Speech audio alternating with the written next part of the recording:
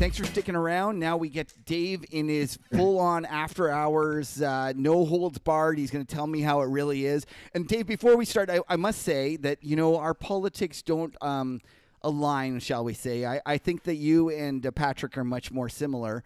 But one of the things that I really, really respect and enjoy about your Twitter is how you're open to different ideas, and you're not telling everyone how they should live their lives, and you truly believe in free speech. And I must say hats off to you, because I love following you, and I love hearing the different points of view, and I enjoy it. I think more people in the world should be like you, kind of willing to listen to the other side.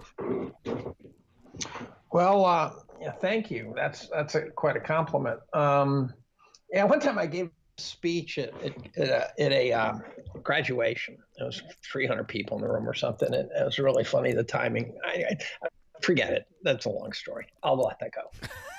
Let's move to the next topic. Okay. So listen, I know you're being a little bit of an outspoken critic of MMT. So here you go. I probably am a little more sympathetic to you than you, let's say. So why don't you go ahead and let's have a little chat about it. So do you think it's as dumb and as kind of foolish as everybody claims, all the hard right-wingers think?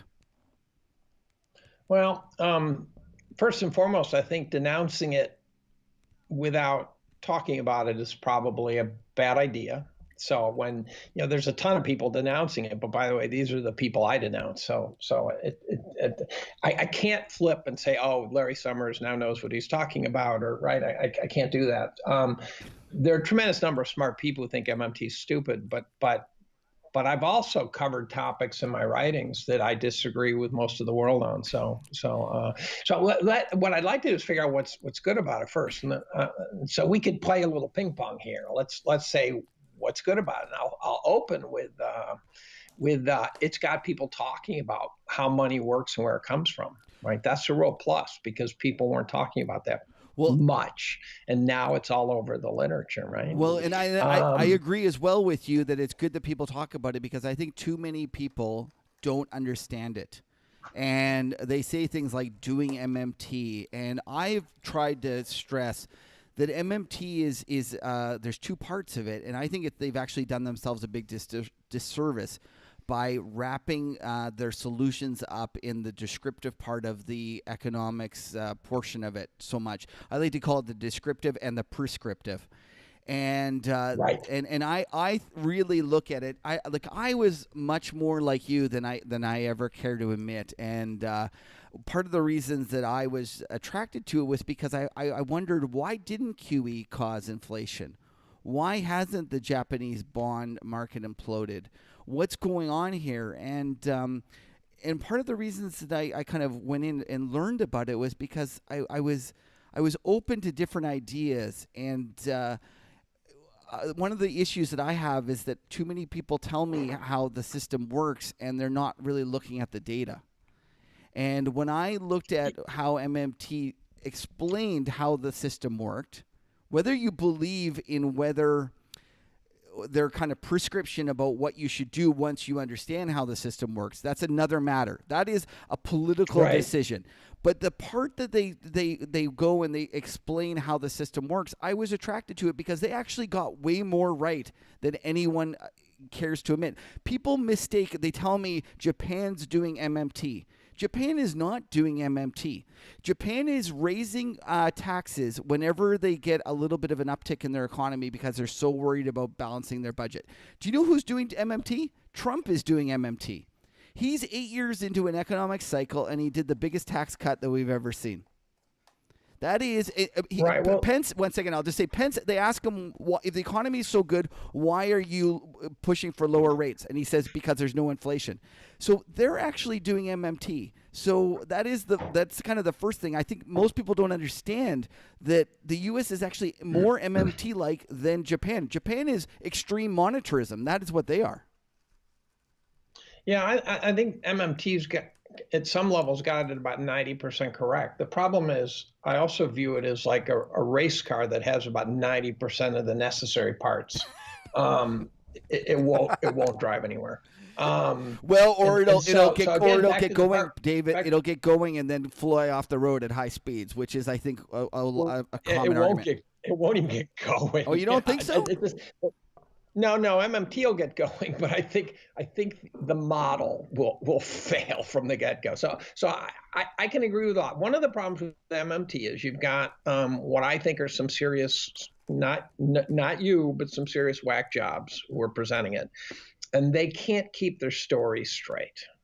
And that's a real fundamental problem. So I actually posted a pair of tweets today in which Stephanie Kelton basically denounced the idea that MMT intends to use taxes to control inflation. And then I posted a second tweet in which Scott Fuller talks about using talks about using taxes to control inflation, right? And these guys are, two out of the 4 or 5 biggest leaders in the MMT movement, so they can't even keep their story straight.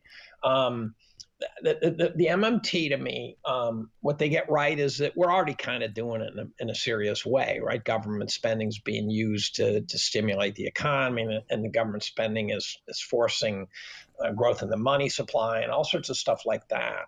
Um, I think where it fails is first and foremost they're confusing the fact that giving people jobs and giving people jobs to be productive are two fundamentally different things.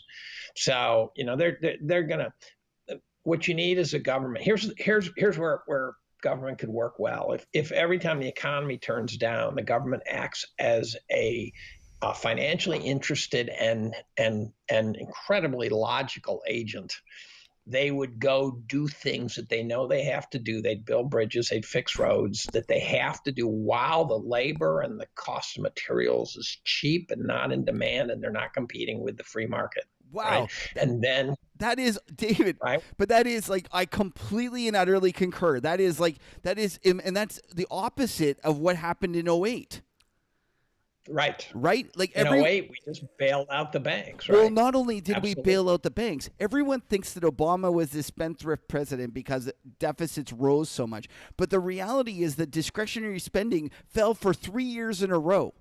And so we were cutting because of the Tea Party, and we were doing pro-cyclical cuts into a point when there was a lack of demand.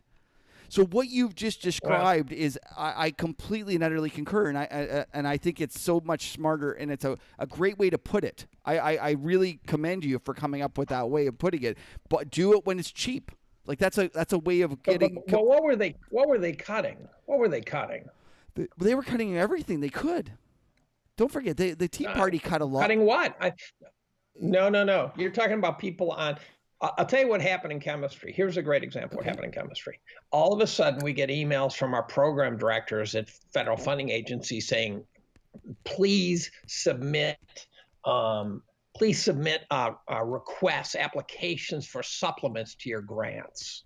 And everyone's just submitting supplements to try to pump money into the system. So there were cash for clunkers programs all over the place, but they're stupid. Cash for clunkers was the dumbest program on the planet. They took totally functional cars and destroyed them I and complete. left people with a new I completely and agree, left David. people with Why a new didn't car they couldn't afford and a big debt. right? Right? What did that do? Why didn't we go and fix all the bridges? Why didn't we go do the highways? Why didn't we go do to the airports and stuff?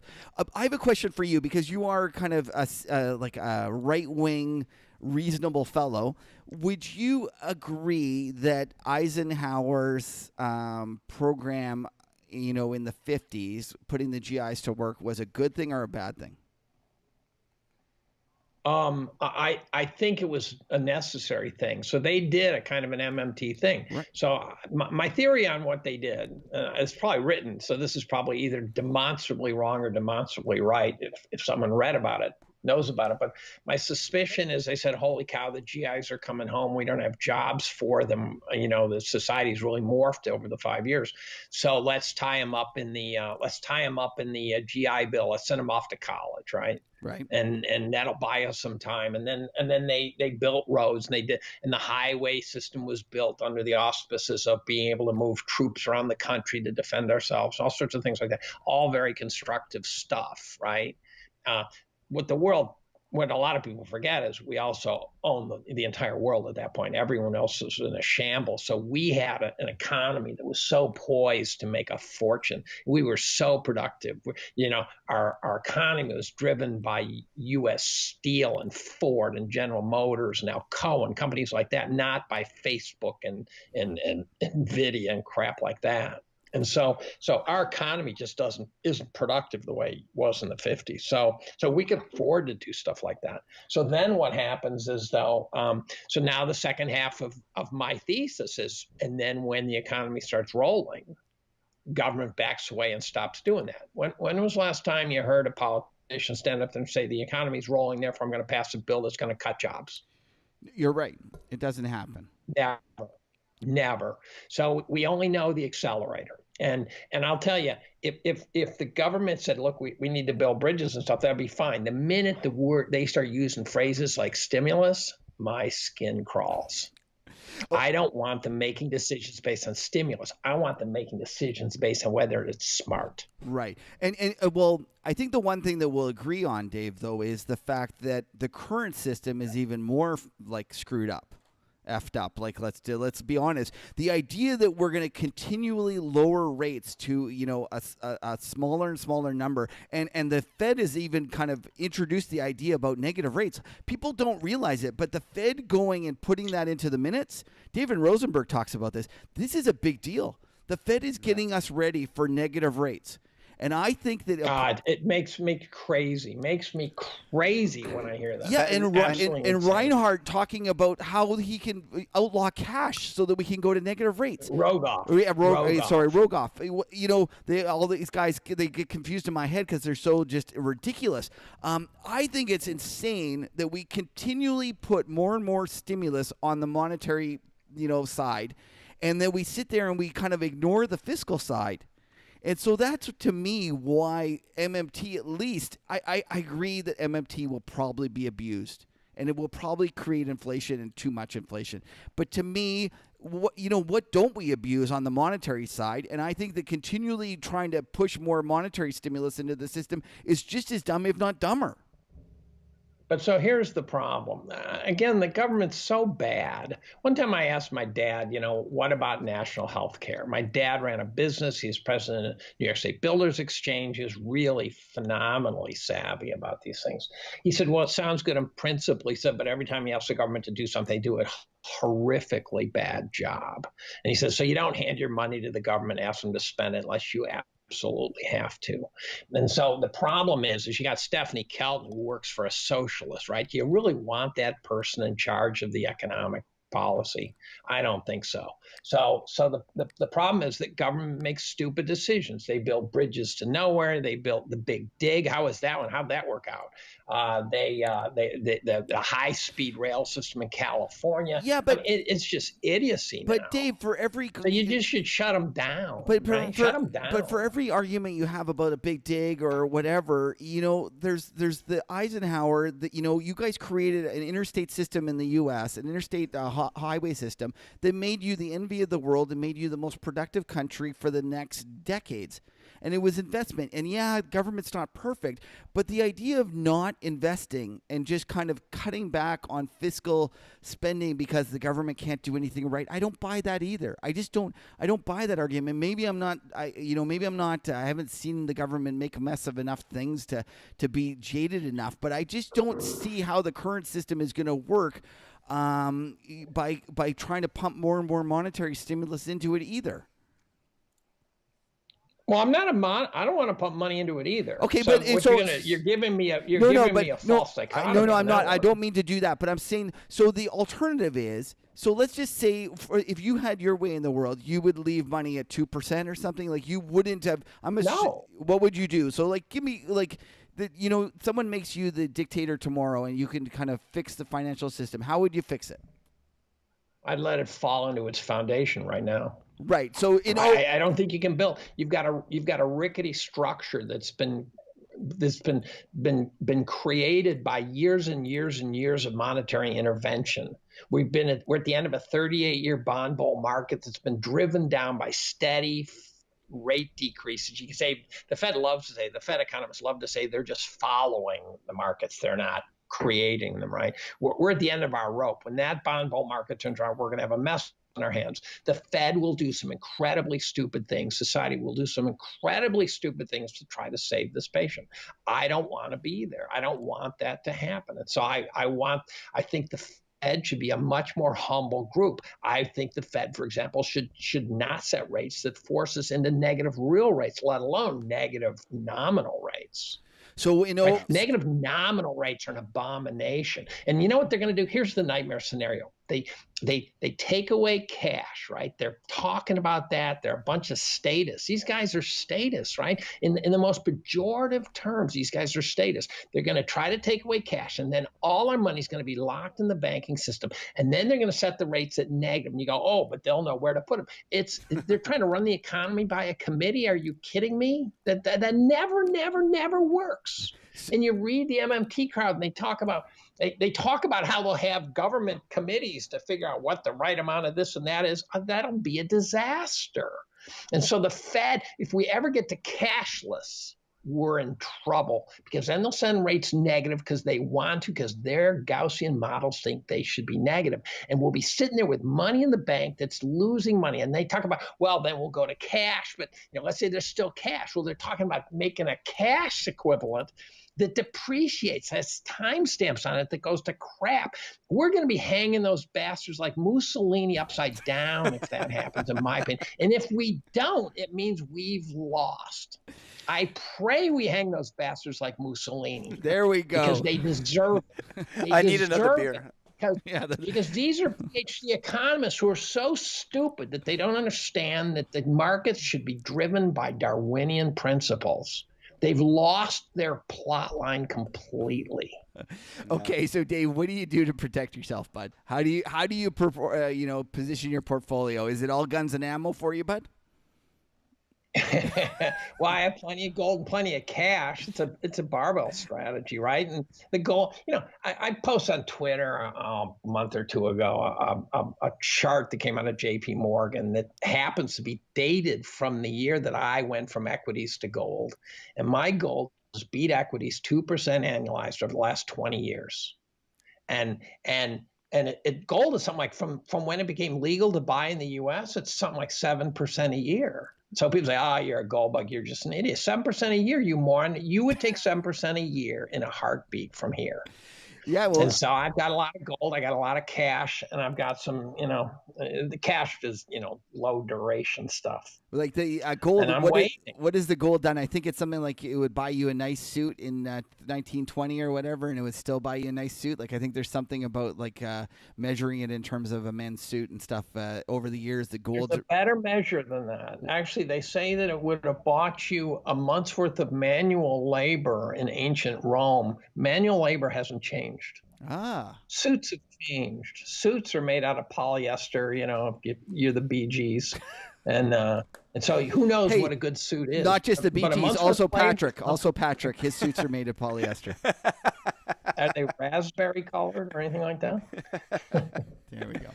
Well, it's been a joy having you on, David. We really appreciate it. It's always great to hear someone. Patrick didn't even need to talk because you were so bearish and you were such an end of the world kind of guy. I was just enjoying the whole conversation. Yeah. I was sipping on my beer. And I think that, Well, you two might be married, but we're soulmates, Patrick. That's right. And you know what, though, Dave? As much as you shit all over MMT, we're more in the same camp about what the government should do in terms of into the next recession. And, the fact that's the point when they should be spending instead of, engaging in pro-cyclical cuts, which I think is the craziest, stupidest thing in the world. I think you're dreaming on the pro-cyclical cuts. I don't remember those. Well, you know what? I'm going to send you a chart. I'm going to send you a chart, and I'm going to send you a chart of the discretionary spending of the federal government's budget, and you'll see that there's been up until 2008, there was like 2, maybe 3 years when the budget deficit, the discretionary part of the federal budget deficit declined. Well, it declined the deficit decline. No, the actual, whether it was a deficit or surplus, the amount that it increased. So, anyways, the slope of the growth in our debt. No, it's not debt. It's deficit. It's deficit. Went It's negative. deficit. In terms of, it's always was increasing, and the 3 years when it went the other way in a row was during the 2008 decline. I'll include it in the show notes, everybody, and I'll send it to you. I'll put it on Twitter after we're done today, David. Anyways, thanks again for joining us one last time. So let me ask you this one last question. Yeah, sure, go ahead. Is the next recession going to be severe? Patrick thinks it's going to be the end of the world. Can we have a generic recession, do you think? Yeah, I'll take the other side. I'll take the other side of that trade. I think that we could have a regular run-of-the-mill recession. I don't think it's as bad as you guys think. I'll take the under on that bet. Okay, well, there you go. So, I love this Dave guy. He's great. Yeah, for sure. And not only that, Dave, you're not that far. Cornell's not that far from Toronto, so we'll settle it up with beers. And we'll come visit you, or you'll come. My wife loves Toronto. Oh, well, that's good. That's good to hear. Go Raptors, right? Yeah. No, that didn't sound very enthusiastic, Dave. Is that a hockey team? What sport is that? No, that's a basketball team. That's our basketball team. You guys must be really pissed about this. You know what the really maddening thing is? That we actually don't have a Canadian team in the. We haven't had a Canadian team go that far in the Stanley Cup playoffs forever.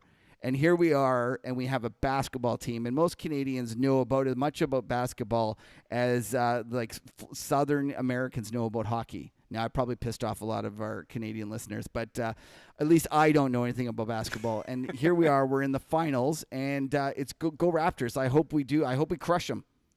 Anyways, Dave, it's been a pleasure having you on. It's been really lots of fun. Do you have any transgenders on your team? That's the question. There we go. Dave's really going to get us in trouble now. Okay, anyways, one last time, if people want to follow you, and you're a must follow, because I really do, I really appreciate it. I think that you are, and I said that before, I think you are one of the few people that is willing to listen to different points of view and don't just automatically knee-jerk say, oh, no, that's dumb. You come to your own conclusion and then say it's dumb, but... I'm faking it. That's right. So where do they follow? I think it's dumb from the start. That's right. Where do they follow you, Dave? What? Say that again. Where can they follow? Where can they follow you on Twitter? Give us your full handle. David B. Collum. There we go. And that's, by the way, that's how you can block me too. That's great. Well, thanks again for being on. It's been a lot of fun. All right. Thanks a lot, Dave. Thanks for inviting me. Take care. Bye-bye. Bye-bye.